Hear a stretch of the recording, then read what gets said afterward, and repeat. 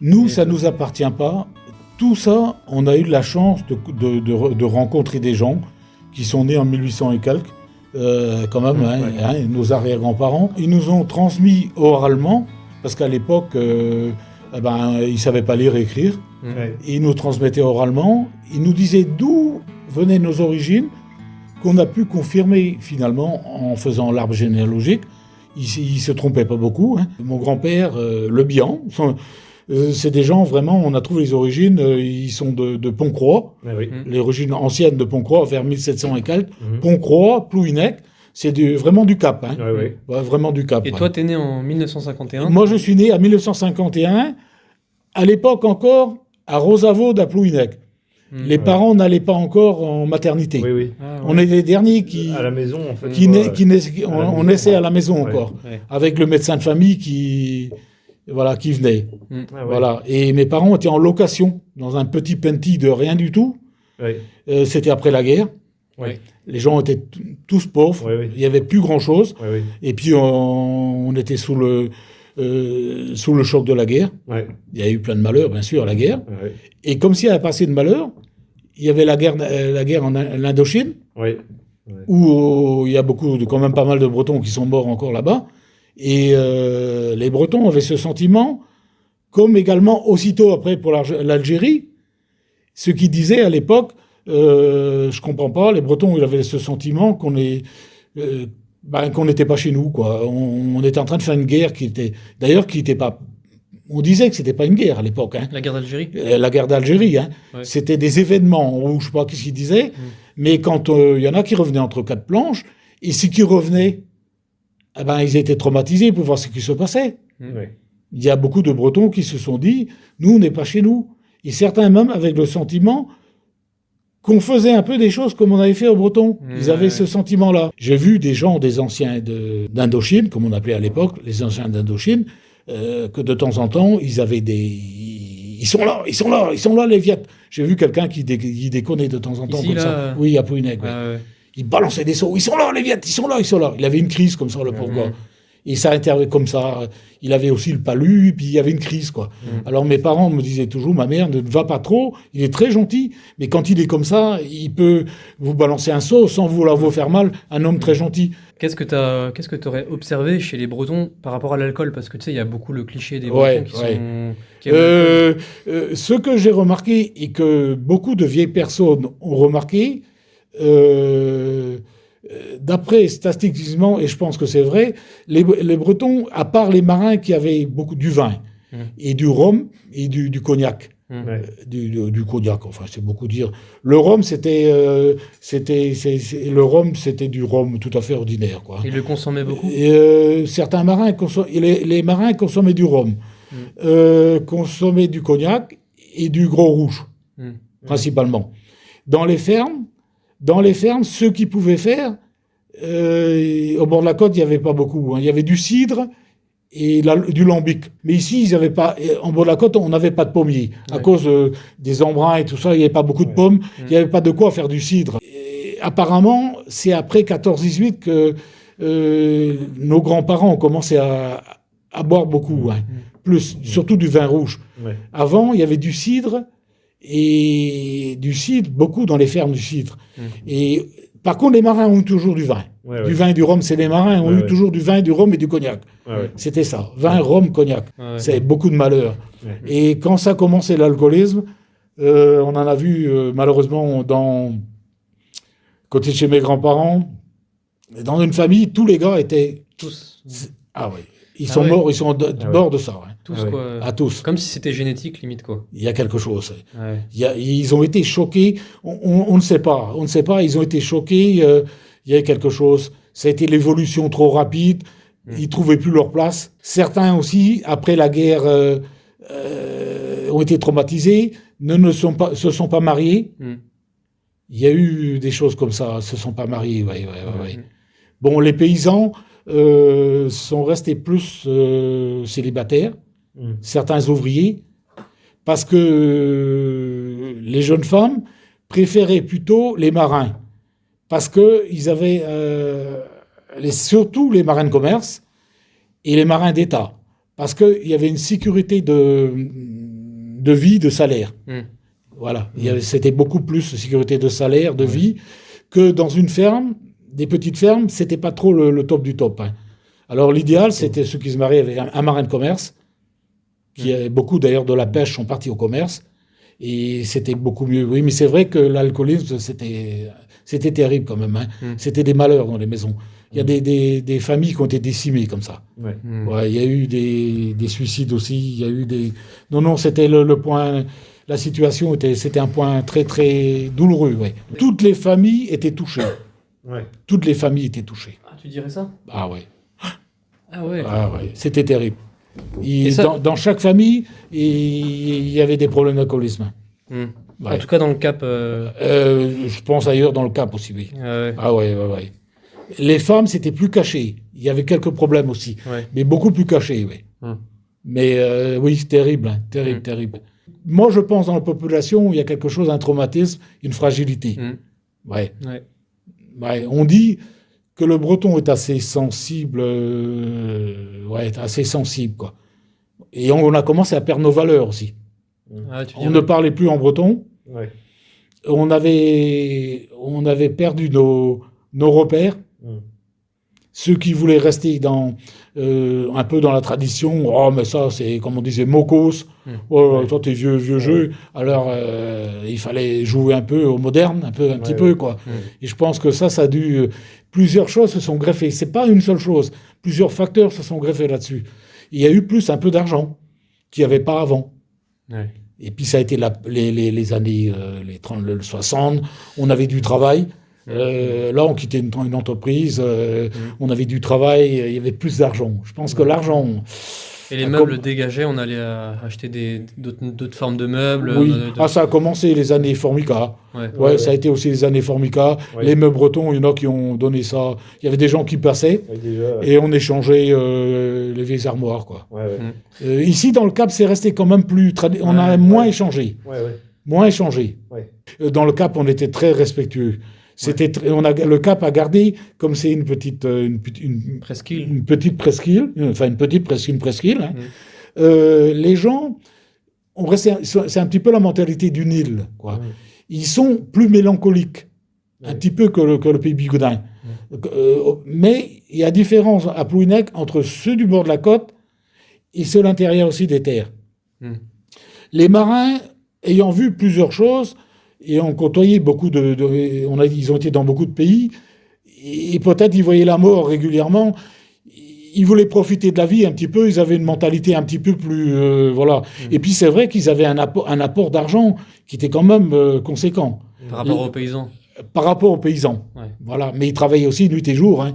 Et puis quand la pêche marchait, ça marchait. Il y avait l'époque de la sardine, ça marchait très bien, ça faisait tourner tous les usines. Quand il y avait le thon, c'était en été. Les bateaux, les tonniers, c'était des bateaux qui pouvaient faire plusieurs pêches. Mais arrivé l'été, c'était la période du thon. Ils installaient sur le grand mât avant deux grandes cannes à pêche qu'on appelait les tangons. Les tangons, oui, les tangons. Alors on appelle ça la pêche à la traîne. Ils descendaient les grands tangons comme ça au ras de l'eau. Et sur chaque tangon comme ça, il y avait des grandes lignes avec plusieurs hameçons et des hameçons lisses. Et ils mettaient des appâts. Des appâts, ça pouvait être... après, c'était des appâts artificiels en plastique. Mais avant, c'était des plumes ou des trucs comme ça. Et le thon était tellement vorace, quand il tombait sur le banc de thon, les thons, ils accrochaient, les marins remontaient, ils décrochaient le thon, c'était facile à décrocher. Ils balançaient. Et quand ils arrivaient à terre... il y avait l'opulence. L'opulence, il y avait des billets à l'époque de 100 francs avec, je crois, Napoléon qui avait dessus, là. Hein, Napoléon, les billets de 100 francs. Alors, ils disaient certains, l'argent qui se gagne dans la misère se dépense dans la joie. Voilà. Les femmes étaient en train de les attendre ou leur maman pour sauter dessus parce qu'ils étaient payés en liquide dans chaque bistrot. Chaque bateau avait son bistrot attitré, soit à Poulgoisec ou à Audierne. Et la paye était faite comme ça, en billets.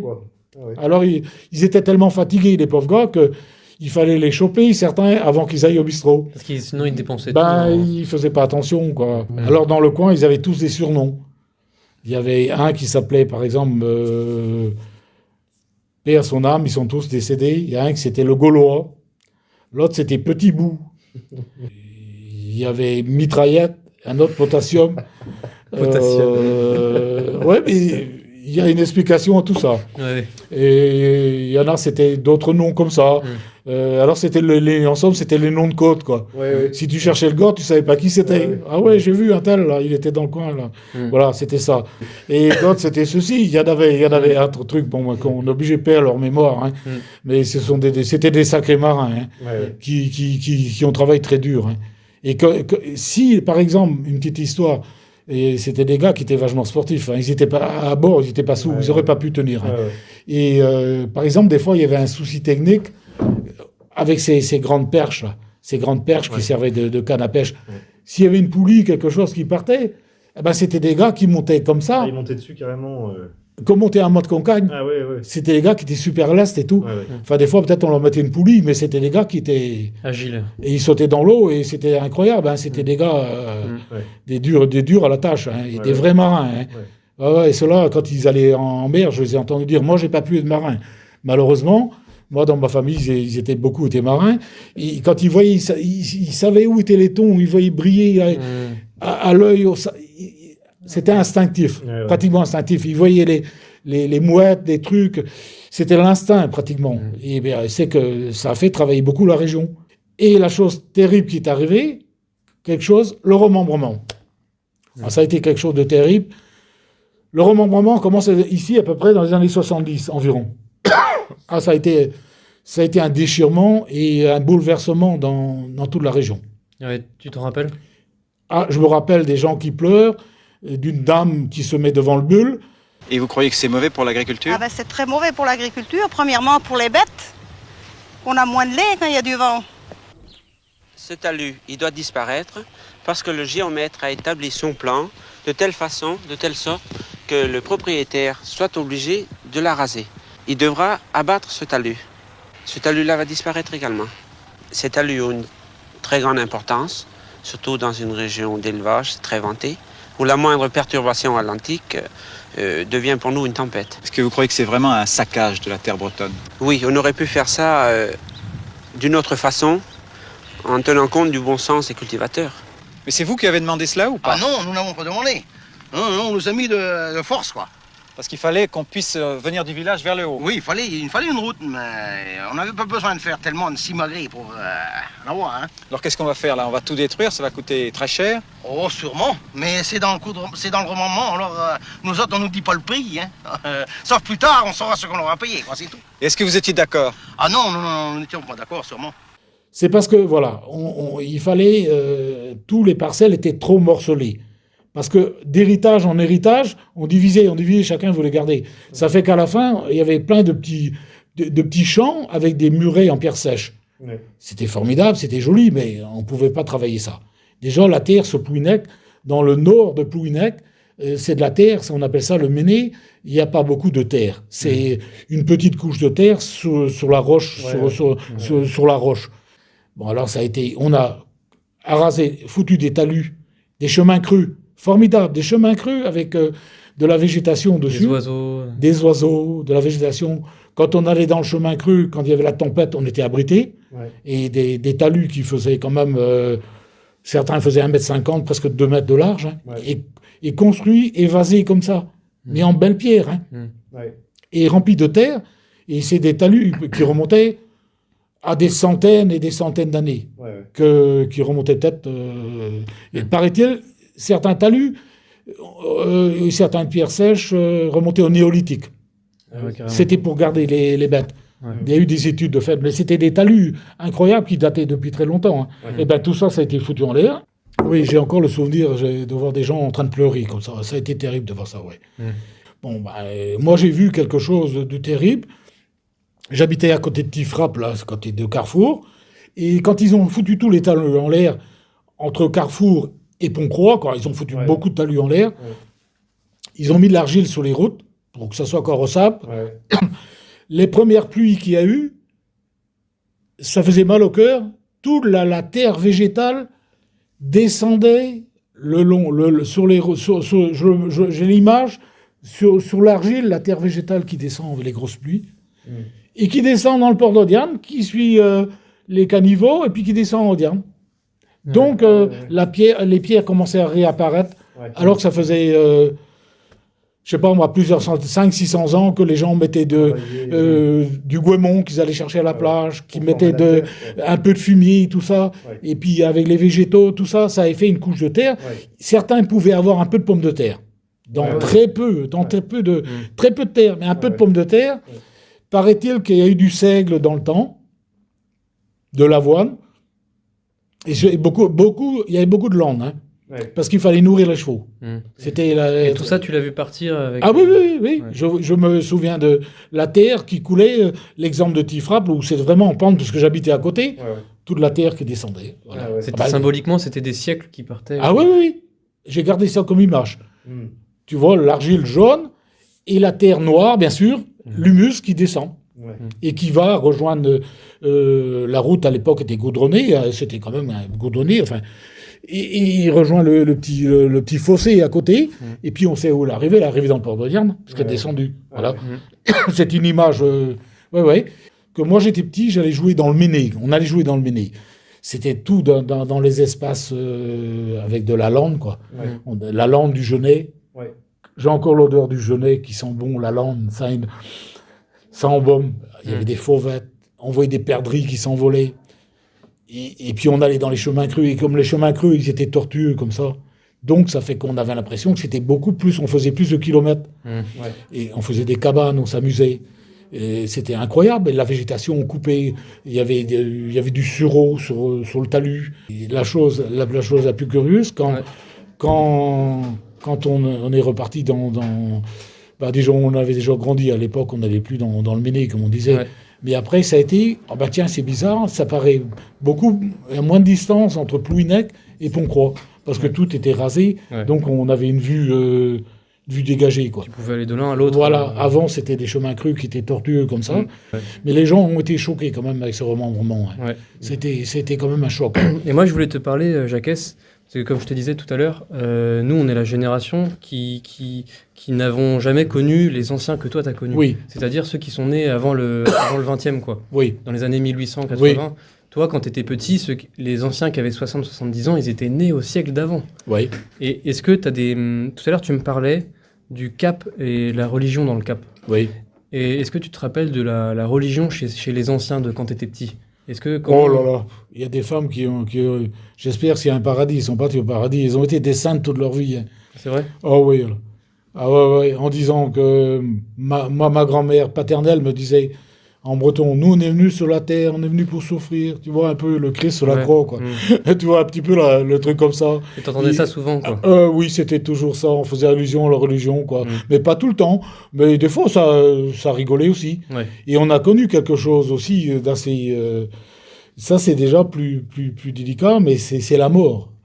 Alors là, c'est les décès, c'était quelque chose d'assez récurrent, présent. Oppressant, oui. Déjà, quand il y avait un décès dans la maison, au-dessus de la porte d'entrée, il y avait une serviette blanche avec une croix noire qui mettait au-dessus de la porte d'entrée. Donc, quand quelqu'un qui arrivait, et quand quelqu'un décédait dans la maison, il y avait, tu sais, des horloges. On arrêtait l'horloge. Voilà. Bon. Après, il y avait les veillées mortuaires. Ah, ça, c'était une sacrée histoire. Il y avait une dame qui venait raconter, non, elle disait des prières, et en même temps, c'était des dames comme les pleureuses. Ah ouais. Les pleureuses, c'était quoi déjà ? C'est-à-dire, elle racontait la vie, en breton, la vie de la personne. Par exemple, cet homme-là, il a été marin, il est là. Alors là, il y avait comme des incantations comme ça. Alors la dame se mettait, j'ai l'impression, on a vu, c'était des dames qui étaient spécialisées dans ça, si tu veux. Et la dame était un peu presque en transe, des fois. Des fois, il faisait chaud, transpirait, tu sais. Puis, alors tout le monde, les larmes aux yeux. Et puis, elle se dandinait comme ça, en faisant comme ça. C'est les pleureuses. Hein. Et peut-être qu'elle était là pour servir à ce que l'émotion des gens puisse voilà, c'est sortir, ça. Quoi. Oui, c'était ça. Alors, ça pleurait. Alors, c'était quand même, pour les tout petits comme nous, c'était impressionnant. Hein. Et de voir des dames que d'habitude, on voyait toutes posées comme ça. être comme en Tout d'un transe coup. un peu. C'était vraiment quelque chose de spectaculaire. Ouais. Et ça nous a gravés à jamais. Ah ouais, Il y avait quelque chose aussi d'assez pénible que Geneviève a connu, c'est que nous, étant petits, on était obligés d'embrasser les morts. Le cadavre. Ah oui. Alors je te dis pas, c'était pas tellement... parce qu'on a connu des gens, ils étaient chauds, et puis quand on les embrassait, ils étaient froids, c'était glacé. Alors ça nous faisait quand même des frissons. Et puis on hésitait, on voulait pas y aller. Et des fois, nos parents, il fallait... Et même, C'est vos parents qui vous obligeaient. Des fois, ça, c'était pas bien, ça. Hein. Non. Oui, et on choquait quand même des gens comme ça. Des petits, quoi. Des petits comme ça, ouais. Ouais. Ah oui, c'est toute une Mais histoire. ça en fin de compte, ça s'était fait depuis des siècles. Ah oui, c'était la tradition. Ouais. Ouais. Il y avait déjà pas de pompe funèbre. Non, et oui, bah oui. Là, on est arrivé à quelque chose de triste. Hein. Ouais. Mais c'était la toilette, c'était la famille qui faisait la toilette et qui le préparait le mieux qu'il pouvait. Il y avait quelque chose d'assez... en breton, kelou armoro, c'est-à-dire les nouvelles de la mort. Alors il y avait quelqu'un, soit de la famille ou du village, qui était chargé d'aller avertir tout le monde qui était décédé. Et des fois, il allait à pied ou des fois en vélo. En vélo simple, bien sûr, en vélo, hein, avec un vieux vélo. Alors des fois, il allait assez loin. Hein.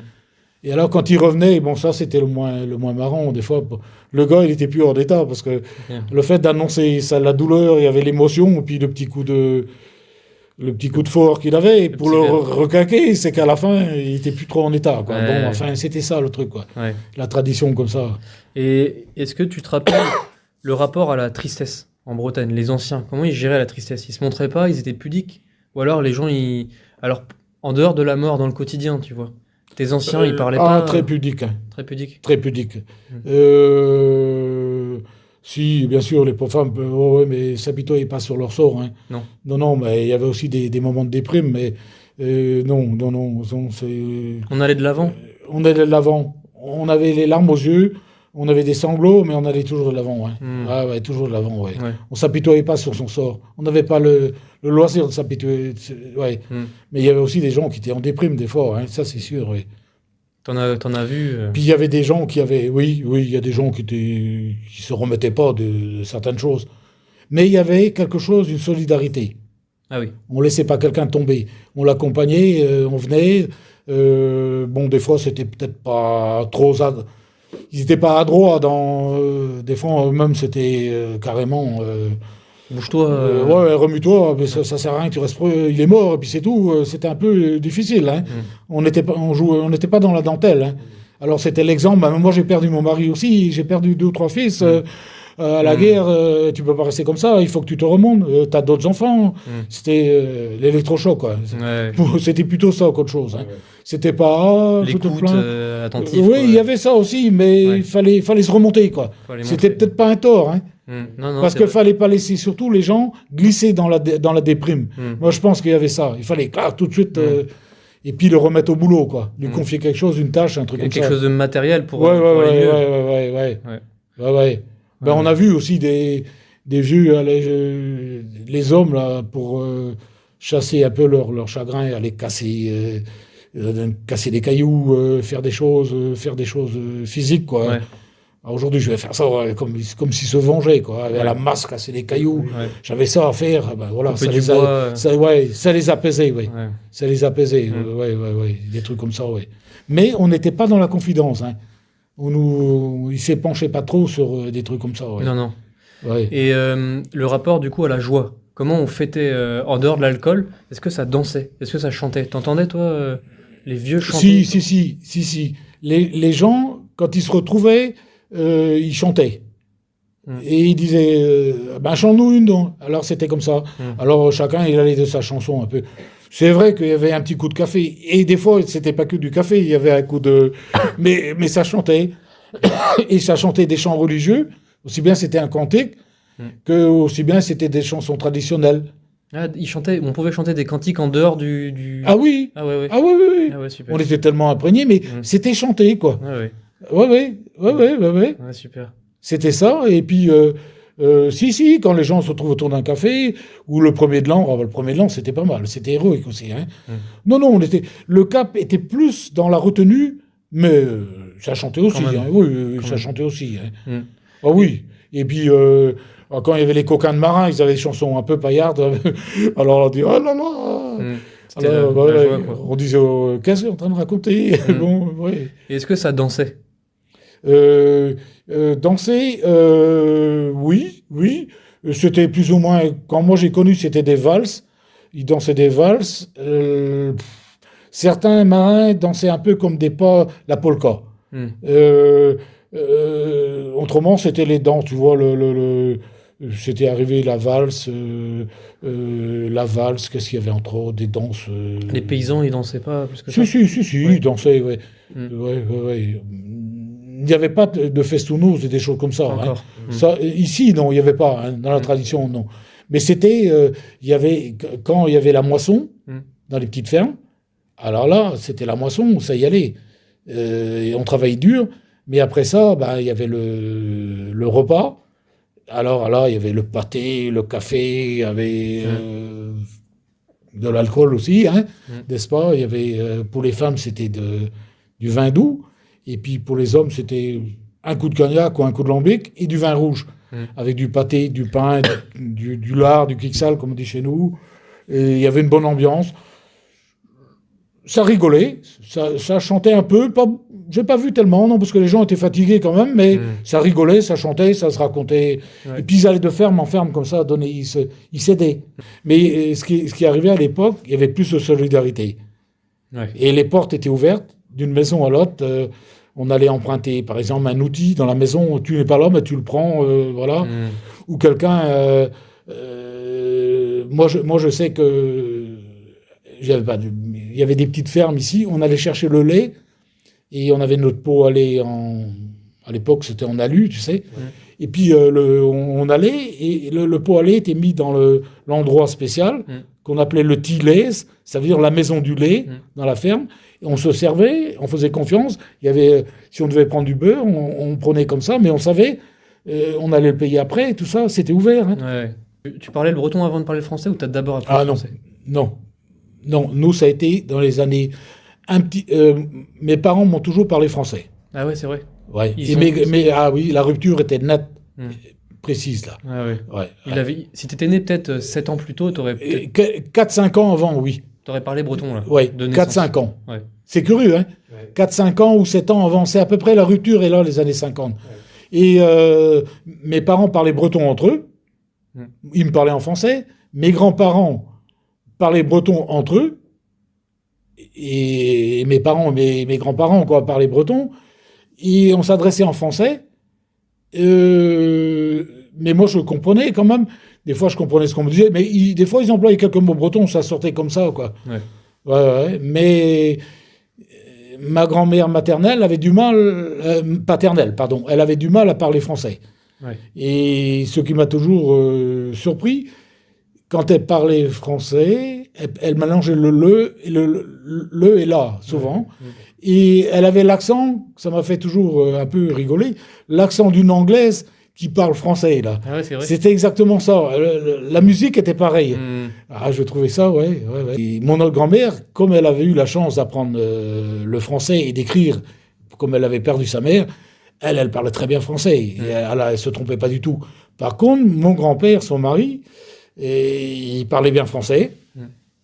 Et il avait même quelque chose d'une particularité. Comme il a été prisonnier en 14-18, il savait quelques mots d'allemand. Il savait compter en allemand, tout ça. Mais ça, c'est comme ils ont 5 ans prisonnier, comme beaucoup d'autres. Ouais. Et mon autre grand-père parlait français. Ouais. Et il me racontait toujours qu'il avait été sur cuirassé, je sais pas quoi, en 14-18. Et qu'ils ont été dans les Balkans, je sais pas où, là, qui me racontait que quand le cuirassé tirait des coups de canon, le bateau faisait comme ça, et puis il me disait comme ça, oh là là, moi j'aurais pas voulu être en dessous, à Pescanel, c'est-à-dire le canon, plusieurs canons, quand ils rentraient les canons, ils tiraient avec des obus, ils me montraient de la longueur de la table, ça m'étonne pas, des diamètres, l'artillerie de marine, c'est des grosses pièces, quoi. Ouais. Alors il disait que j'aurais pas voulu ces pauvres gens qui étaient en dessous, là, comment c'était, quoi. Il me disait même quelque chose, que quand le bateau tirait, les gens avaient des problèmes intestinaux, avaient l'onde de choc. Tu sais, ils se vidaient. L'onde de choc. Et même à l'époque, certains sont venus sourds. Normalement, ils devaient mettre des casques et mettre leurs mains comme ça. Et puis lui avait une façon de raconter ça. C'était théâtral. Il parlait très fort. J'ai hérité un peu de ça. Il y avait le Puez-Muez, tu m'as raconté. Les gens ici, ils parlaient fort avant, peut-être, les anciens. Nos anciens parlaient très fort. Déjà, avec la mer, le bruit de la mer, tu es obligé de parler fort. Hein. Et quand tu es en mer, si tu veux te faire comprendre. Et il y avait aussi, avec les marins, une gestuelle. Hop, comme ça. C'est des gestuels qu'ils avaient. Et ils avaient gardé ça, et c'était des trucs codes. Hop.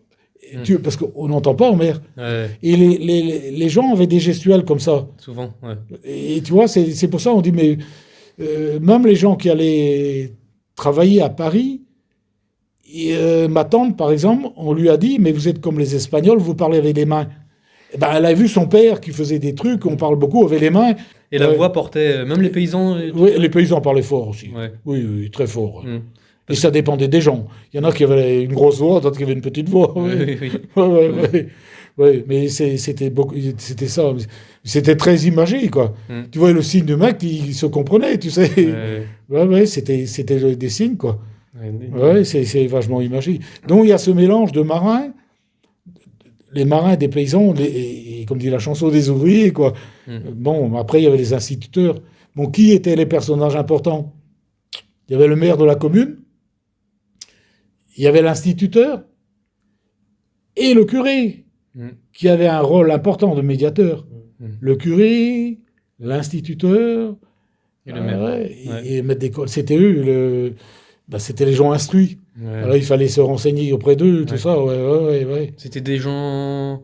La plupart du temps, c'était des gens bien, ou il y avait beaucoup de mauvaises personnes? C'est comme dans tout. C'est reflet de... pas plus ni moins. Non. Parce que pour les curés, on peut imaginer qu'ils sont censés être bons, tu vois. Il y a eu beaucoup de bons. Il y avait les religieuses. Chacun, ça dépend des caractères. Mais les religieux ont quand même fait du bien pour sauver la langue bretonne. Il y avait ma mère, elle a appris le catéchisme en breton. Elle savait lire et écrire. Elle et d'autres, je parle de grâce au catéchisme. Mais voilà. Et ma grand-mère lisait le breton. Nous, on a subi on a vu l'évolution. Au départ, à l'église, les cantiques étaient en breton, et puis c'était chanté en latin aussi. Alors c'était beau. Nous, on ne comprenait rien en latin. En breton, ça allait. Et puis après, le Vatican, je ne sais plus, a changé le truc. C'était en français. Là, on n'a plus apprécié à ce moment-là. On n'a plus apprécié. Puis on avait changé aussi, on avait grandi, on n'avait plus le même âge, on allait moins souvent à l'église, quoi. Et quand vous serez partis, il restera que des gens qui sont nés dans les années 70, quoi. Oui, et j'en suis conscient. Qui, eux, ont déjà été coupés. Finalement, vous m'avez donné l'opportunité de transmettre quelque chose que j'avais envie de transmettre. Et moi, je veux écrire. Écrire, c'est une chose. Mais écrire, c'est pas trop mon truc, tu sais. Je suis de la tradition orale. Voilà. Parce que autrement, je vais me chercher, et je vais chercher un mot qui va correspondre mieux, et finalement, ça va être dénaturé. Nous, on est encore, tu sais, la tradition orale. Et puis, on nous a raconté des choses, comment c'était avant. Mon grand-père me racontait à la sortie, qu'il était marin, on voit des pavés. C'est les pavés pour aller à la ville 10. Il te disait ça, ton grand-père? Ah oui. Et c'est vrai, apparemment, on voit, à certains moments, des grandes dalles à Saint-Évête, au large de l'île aux Vaches, là. On voit des pavés, comme des pavés. C'est pas impossible. Mais la légende, on la situe là. Elle a dit si, et mon grand-père était affirmatif, c'est là que j'ai vu. Et il était comme ça, il a insisté.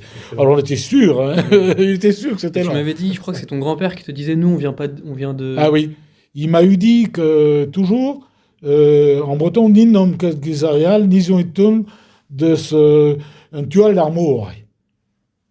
Qu'est-ce qu'il veut me dire? Nous, on n'est pas comme les gens d'ici. On n'est pas d'ici, on est vu de l'autre côté de la mer.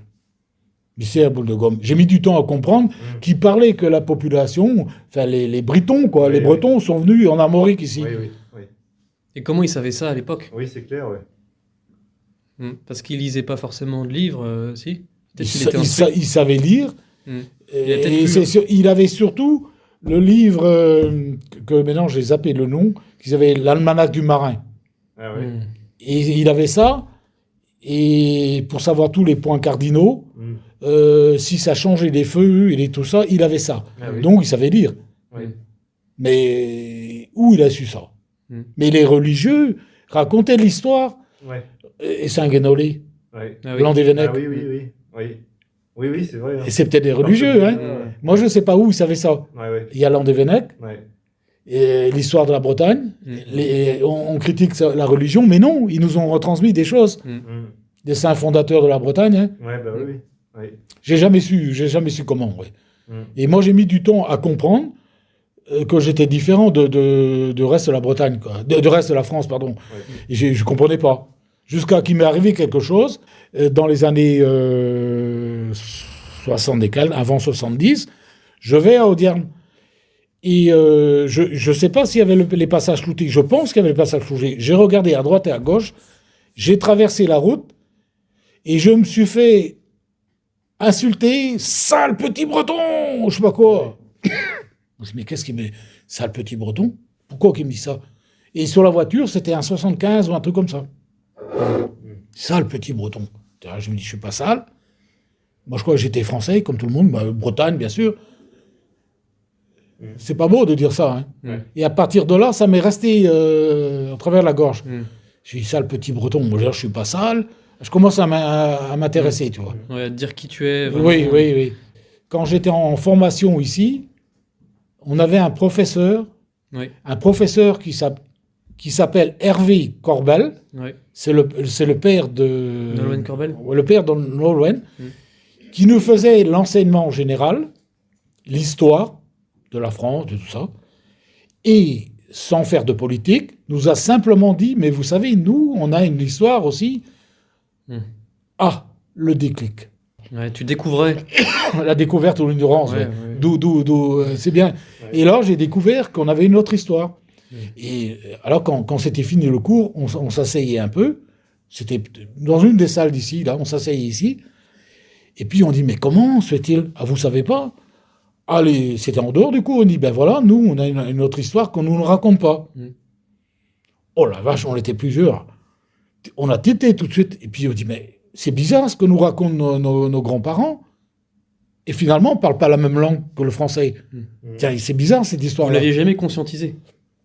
Vous l'entendiez, mais vous êtes dit... mais tu sais, on était jeunes. Ouais. Et quand on était jeunes, on trouvait que c'était presque normal. Il y en a qui parlaient comme ça. Même nous. Moi, on était dans le même... 16 ans de ma vie à me rendre compte qu'il y avait une langue ici, quoi. Oui. J'entendais parler du breton, mais je tiltais pas, quoi. Le mec, il me dit sale petit breton. Sale petit breton. Bah, ils étaient venus en vacances dans les années 60. Là, on nous prenait pour des cons. Hein. Et on voyait la différence des touristes qui venaient là, à l'époque. Même le gars qui travaillait chez Renault, à Paris, qui était qu'un simple ouvrier, quand il arrive ici, il était en terrain conquis. Hein. On nous prenait pour des ploucs. Hein. C'est exactement ça. Hein. Ils nous traitaient d'ailleurs. Hein. Oh, vous connaissez rien, hein. Nous on connaît tout. Hein. Ah ouais. Voilà, on a ce qu'on disait là. On a vu l'ensemble des choses, à peu près ce qui se passait, quoi. On pourra encore affiner des trucs, mais là tu rentres dans l'âme, dans le profond de ce qu'il y a là. Et c'est ça qu'on verra jamais sur un reportage ou sur un vieux, sur des photos, tu verras jamais ça.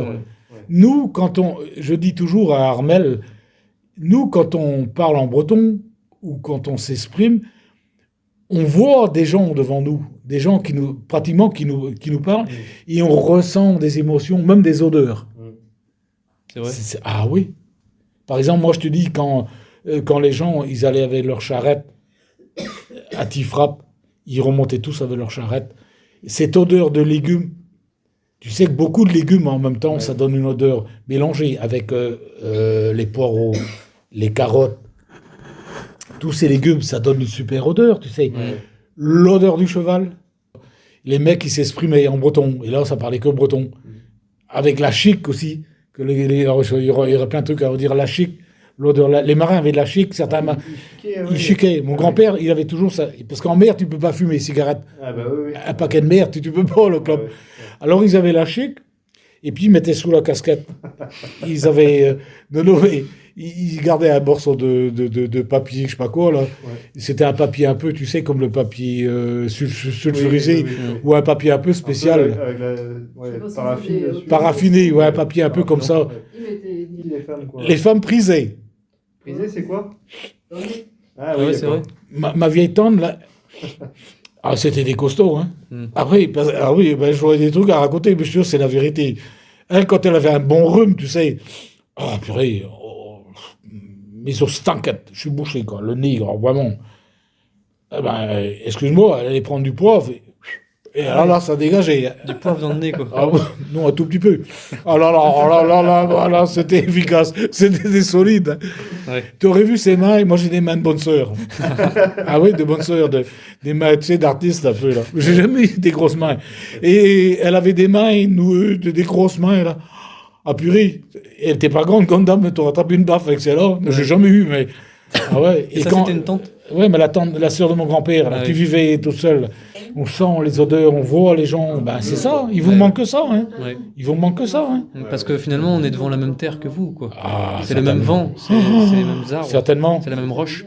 Les gens, ils disaient aussi, la terre est trop vieille pour se moquer d'elle, déjà, parce que quand on se moque, on mettait des saloperies dans la terre. Les vieux disaient ça, ils avaient raison. Ah ouais, c'est vrai. Et il faut aussi nourrir bien la terre, il faut travailler bien la terre. Ça veut dire beaucoup de choses. Quoi. La respecter, voilà. Ouais.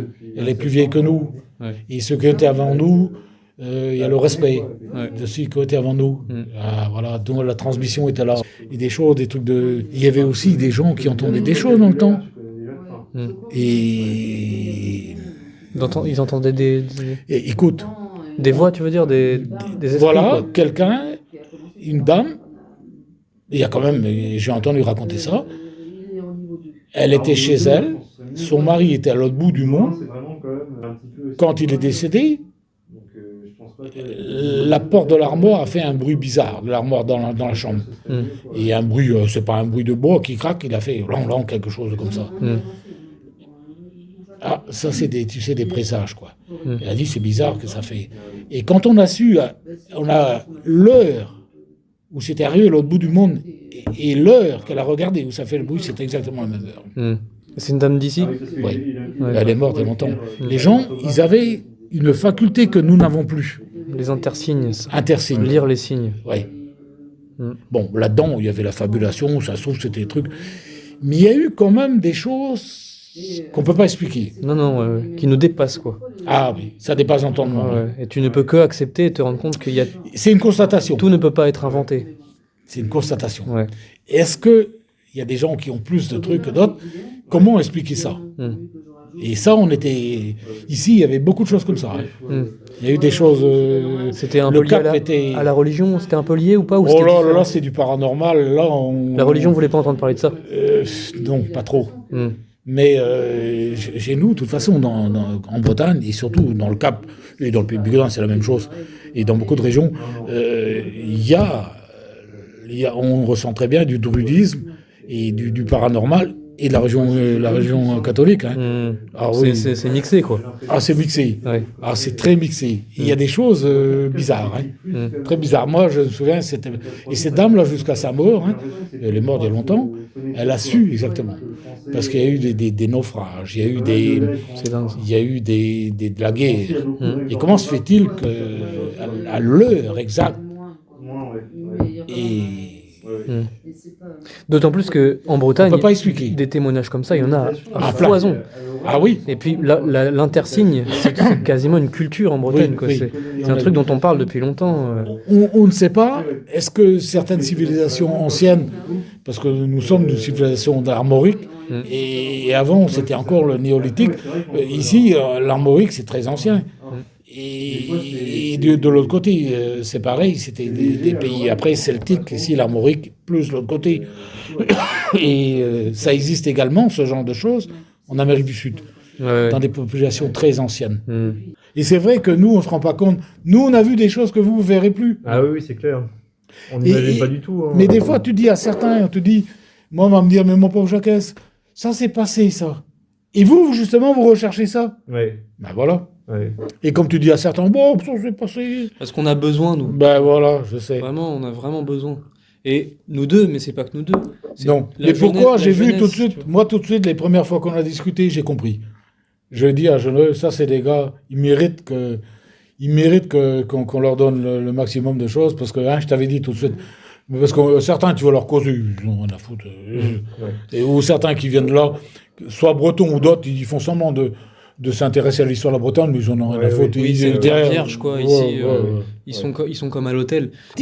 Il y a très longtemps, à l'âge de pierre, on est parti pour arriver ici, hein, et chaque fois, ça évolue, mais en partant de ce que les autres ont fait avant. Et de la base, et de l'expérience, et de tout ça. Et ça continue. Et vous, maintenant, vous êtes en train de former une autre expérience, là. En partant de tout ça, pour aller plus loin. C'est la transmission. Hein. Et justement, ce que l'État français et comme dans d'autres pays ont voulu faire, c'est couper ça. C'est nous qui avons raison. Quand tu penses que la langue française est partie de la petite île de Paris, là, de rien du tout. En somme, la langue française, c'est parti d'une langue de Parigot, quoi. Et qu'ils ont voulu diffuser à tout le monde, quoi, après, quoi. Imposer à tout le monde, quoi. C'est pas normal, quoi. Ça a été torret. Ça se dit torret. Coupé. Torret et torret. Torret, c'est coupé, quoi. Et torret, c'est quoi? Cassé. Cassé, c'est ça. Ça la différence. ressemble. C'est ça la différence, ouais. Je me confonds souvent. Torret, cassé. Ouais.